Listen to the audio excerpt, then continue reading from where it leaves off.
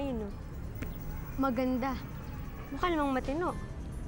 Pwede mong ligawan. Ay, paano ka ba magkaka-girlfriend yan, Carlo? Ang torpe-torpe mo. Anong plano mo ngayon? Di na ako magpapakita sa kanya. Kaya mo? Alam mo, hindi mo naman kailangan bitawan yung pagbabatay mo sa kanya, diba? You can still protect her. Kahit hindi ka malapit sa kanya. What normal couples do? Huwag ka na magpakipot. Ako nililigawan ng mga babae. Consider yourself lucky. Pinansin kita.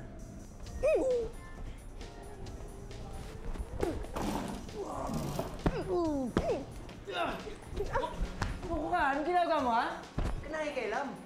Buko ka pala talaga, ha?